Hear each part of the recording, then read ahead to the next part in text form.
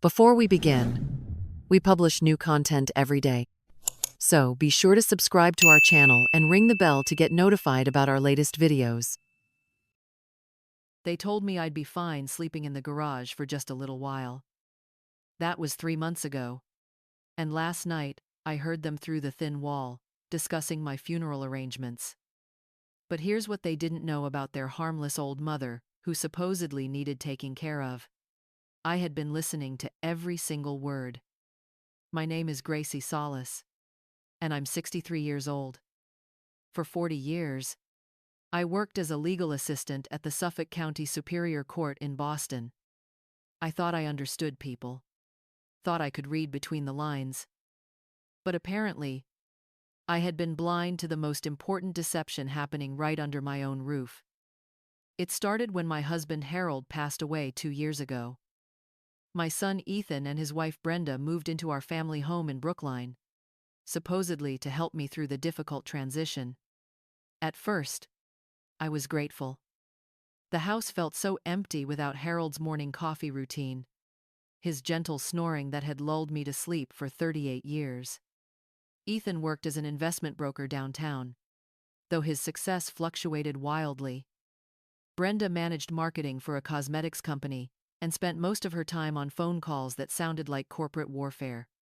Their 15-year-old daughter Chloe was bright and sensitive, always reading in corners with knowing eyes that seemed too old for her face. The first few months felt genuine. We shared meals, watched movies together, and I helped Chloe with homework while her parents worked late. I contributed my Social Security and Harold's pension to household expenses without question. After all, they were sacrificing their space to care for me. But gradually, things shifted. Shared meals became less frequent as Brenda complained about cooking for 4 people. Movie nights disappeared because they needed to discuss finances privately. My contributions went from gratefully accepted to expected, then demanded, then insufficient. The first warning sign came when I suggested redecorating Harold's den into a proper guest room. Brenda's reaction was swift and sharp. The den was now her home office, and my courthouse friends were too disruptive to their work schedules. When I mentioned Judge Harrington had been like family for decades, she rolled her eyes about senile old men who couldn't take a hint. I should have recognized the pattern then. My world was systematically shrinking, but I told myself it was natural. Maybe I was being too demanding. Maybe this was just how modern families functioned. The financial manipulation started subtly. Ethan would borrow small amounts for immediate expenses, always promising to pay me back. When amounts grew larger, Brenda would show me spreadsheets about house maintenance costs, inflation, how my fixed income wasn't keeping pace. They needed me to be more reasonable about my expectations. Reasonable. That word became a weapon. Was it reasonable to expect advance notice before they changed the cable subscription? Was it reasonable to want notification before they invited 12 people for Thanksgiving that I would help prepare? Was it reasonable to object when they converted the guest bathroom into storage for Brenda's business inventory? Each time, I bent. Each time, I told myself, compromise was part of living with family. They were under pressure, and I was just one person. How selfish would it be to put my comfort above their needs? The isolation deepened when they installed a security system with a code I was never given. I couldn't come and go freely anymore. I had to ask permission to visit the grocery store, attend book club, keep my monthly lunch dates with my colleague Margaret. More often, the answer was no. Ethan's car had problems. Brenda had client meetings. Chloe had school events requiring both parents. When Margaret called to check on me, Brenda would answer and explain I was napping, having a difficult day, or that the doctor suggested I limit activities. What doctor? I had only seen Dr. Fire Patterson for regular checkups, who pronounced me in excellent health. When I mentioned this, Brenda gave me a patronizing smile about elderly people not understanding their own limitations. The gaslighting escalated when I questioned what was happening to my independence. Brenda would look at me with exaggerated concern and reference discussions we supposedly had. Decisions I supposedly agreed to. Things I supposedly said that painted me as unreliable and mentally declining. Had I really agreed to let them use my savings as collateral for Ethan's business loan? Had I really asked them to screen my phone calls because I was confused by telemarketers? The doubt grew like slow poison. Maybe I was losing my memory. Maybe I was becoming one of those difficult elderly people who imagined conspiracies. The physical restrictions came next. Brenda announced I had fallen in the bathroom and it was no longer safe to shower without supervision. I had no memory of falling, but there was a small bruise on my hip. The bathroom door had to remain unlocked, with someone checking every few minutes. My bedroom lock came next. It was sticking, Brenda explained. Better to remove it entirely. Privacy was a luxury I could no longer afford, especially if I had a medical emergency in the night. When spring arrived, I thought things would improve. I could tend the garden Harold and I had cultivated for decades. But Brenda had other plans. The yard needed professional landscaping to maintain property value. They hired a crew to tear out Harold's anniversary roses, replacing everything with low-maintenance shrubs. When I cried watching the roses being loaded like garbage, Brenda told me I was being overly sentimental about things that were just plants. Summer brought the first mention of retirement communities. Maybe I would be more comfortable with people my own age, where trained staff could monitor my health more effectively than my busy family could manage. Fall brought new financial pressure. Ethan's business was struggling. They needed access to my retirement accounts, savings bonds, the life insurance payout. When I suggested consulting my financial advisor, Brenda produced articles about elderly financial abuse. Not abuse of the elderly, but abuse by the elderly. How older people's declining judgment made them vulnerable to scams. The winter of my second year brought the most devastating blow. Judge Harrington called to invite me to a colleague's retirement celebration. When I mentioned it at dinner, the silence felt like a physical weight. Brenda was concerned about my memory lately. Yesterday, I had put salt in my coffee. Last week, I wore my sweater backward.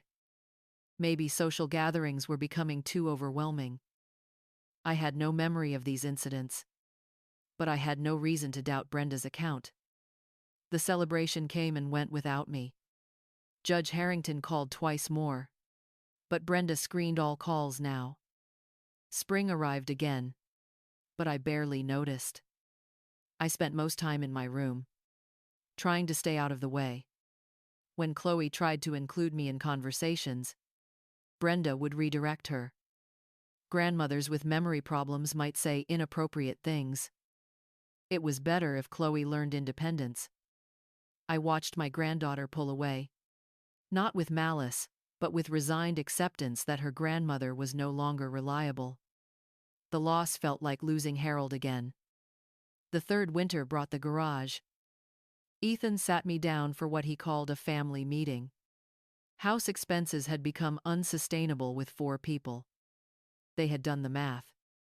It would be more economical if I moved to the garage apartment.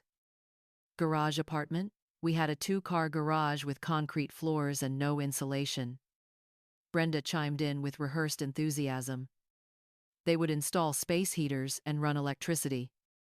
I could have complete privacy while staying close enough for welfare checks. Like having my own studio apartment rent-free. The alternative was assisted living facilities costing thousands per month. The garage was really the more generous option. Generous. The word stuck in my throat. I wanted to protest, but months of conditioning had taken their toll. Who was I to judge what was reasonable? Maybe this was what I deserved for being such a burden. The move happened quickly. My belongings fit in 3 trips. Clothes, books, personal items that had survived various decluttering sessions. She provided an inflatable mattress, a small space heater, and Harold's old fishing chair. That first night in the garage was the longest of my life. The heater cycled with mechanical wheezes. Cold seeped through the thin mattress into my bones. Every sound from the house seemed amplified. Television, conversations, their normal routine continuing as if nothing extraordinary had happened. But it wasn't the physical discomfort that broke something inside me. It was their laughter drifting through the thin wall. They were having a good time, enjoying regained privacy, relieved to have solved the problem of my inconvenient existence. I wasn't a family member being temporarily accommodated. I was an obstacle that had been successfully relocated. The fourth month brought unseasonable cold. My space heater struggled against single-digit temperatures. I layered every piece of clothing and still shivered, listening to warm family life continuing 20 feet away. During one freezing night, I heard the conversation that changed everything. The kitchen window was adjacent to my sleeping area, and voices carried clearly. They were speaking quietly, conspiratorially, thinking I was asleep. Brenda's voice came first, businesslike. She had spoken with a lawyer about establishing guardianship. With documented evidence of my declining mental state, it would be straightforward to gain legal authority over my finances and medical decisions. What evidence? Ethan sounded uncomfortable. Brenda laughed, a sound that made my blood run cold. The evidence was all around them. I had agreed to live in a garage without protest, clearly demonstrating impaired judgment. I had isolated myself from friends, showing depression and social withdrawal. I had become dependent on them, indicating inability to manage independent living. Any judge would see I needed protection from my own poor decisions. The power of attorney I had signed during Harold's illness made the legal groundwork even simpler. Once guardianship was established, they could sell my house and use proceeds for my long-term care in whatever facility they deemed appropriate. The retirement accounts, life insurance, investments Harold and I had built over 40 years would be managed by them for my own good. But Ethan's next words truly shattered my hope. He asked what would happen if I refused to cooperate. Brenda's response was casual cruelty. It wouldn't matter what I wanted. I was already demonstrating mental incapacity by living contentedly in substandard conditions. If I became argumentative, it would only support their case of rapid cognitive decline. The conversation laid out their complete plan. A medical evaluation with a specialist who understood family concerns. Carefully worded questions about my living situation and social isolation would provide the professional opinion needed. Once legal authority was established, I could be placed anywhere regardless of preferences. The house would be sold quickly, proceeds going into a trust they managed. My life's work reduced to seed money for their ambitions. I lay on that mattress, listening to my son and daughter-in-law plan systematic theft of everything Harold and I had built, and felt something I hadn't experienced in years: absolute clarity. This wasn't family care. This was deliberate, calculated campaign to isolate me, undermine my confidence, and gain control of my assets. Every confused moment, every instance of supposed forgetfulness had been manufactured or exaggerated. The salt in coffee, the backward sweater, the missed calls, the locked doors, the eliminated social connections. It had all been orchestrated. But here's what they hadn't counted on. 40 years in the legal system had taught me exactly how these schemes operated, and exactly how they could be dismantled. The next morning, I began planning my counterattack.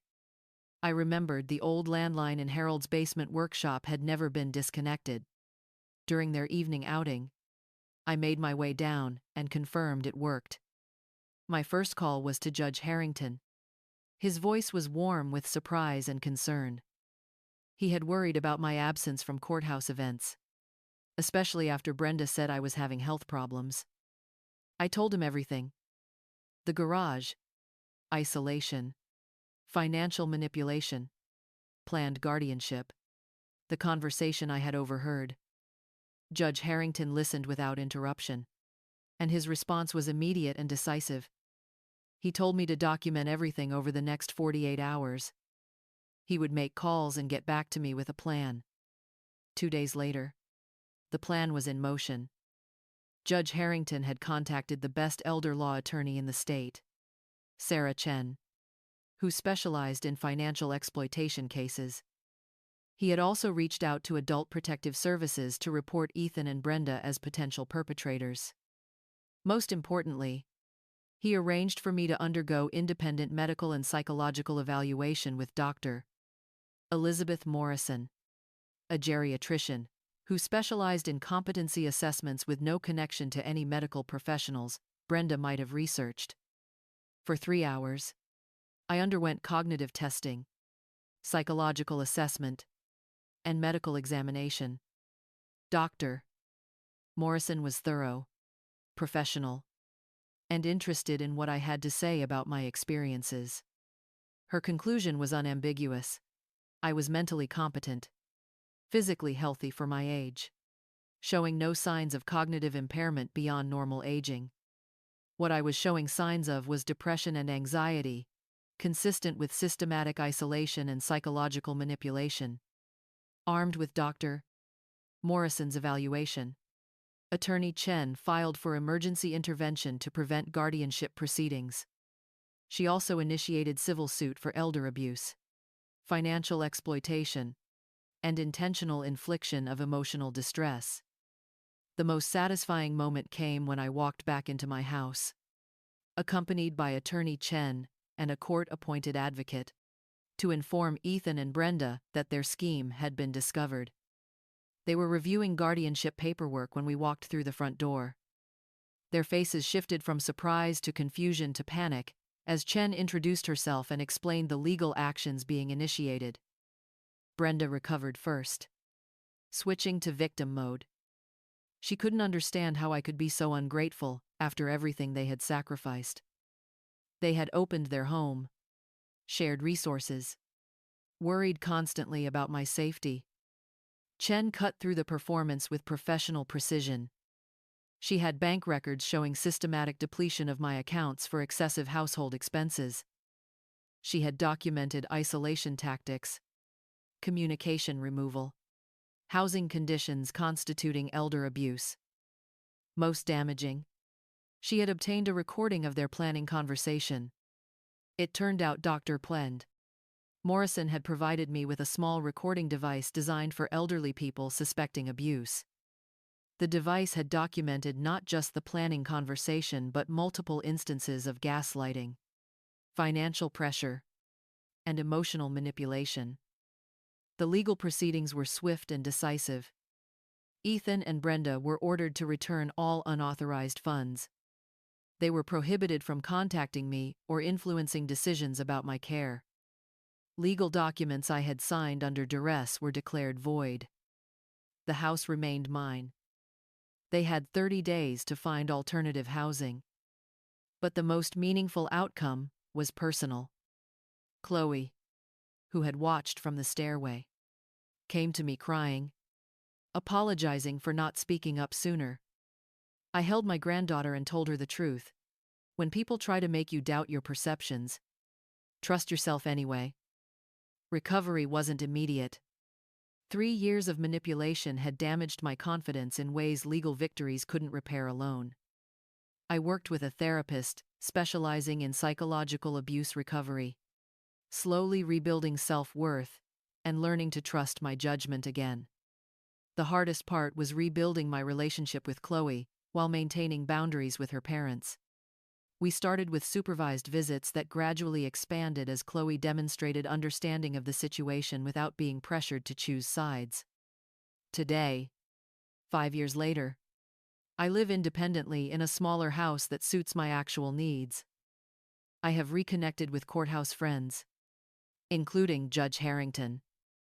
I volunteer with legal aid, helping elderly clients navigate family conflicts and financial abuse. Most importantly, I have learned to recognize early warning signs of people who view my age as invitation to treat me as incompetent. I have learned that asking for respect isn't being difficult, and setting boundaries isn't being selfish. Ethan and I maintain minimal contact, mostly for Chloe's major events. Our relationship will probably never fully heal, but it has evolved into something more honest. He knows I understand exactly what happened, and that I will never again allow anyone to mistake my kindness for weakness. The garage taught me the only thing worse than being alone is being surrounded by people who have decided you no longer matter. But it also taught me that as long as you can think clearly and advocate for yourself, you have options that may not be immediately apparent. Sometimes the people claiming to protect you are the ones you need protection from. Sometimes family members talking about your best interests are primarily interested in themselves. And sometimes, the strongest thing an elderly woman can do is refuse to disappear quietly when others decide she has become inconvenient. I am 73 years old now, and I am still here. Still thinking clearly, making my own decisions, contributing meaningfully to my community. The people who tried to convince me otherwise were wrong about my capabilities, wrong about my value, and wrong about their right to determine my future. They were also wrong about something else. They thought, because I had been patient and accommodating for so long, I had forgotten how to fight back. But patience and accommodation are choices, not weaknesses. And when someone proves they don't deserve those gifts, you can choose to stop giving them. That choice, more than any legal victory, gave me back my life. Don't forget to hit the subscribe button, drop a like and a comment, and hit the notification bell so you don't miss out on our new content.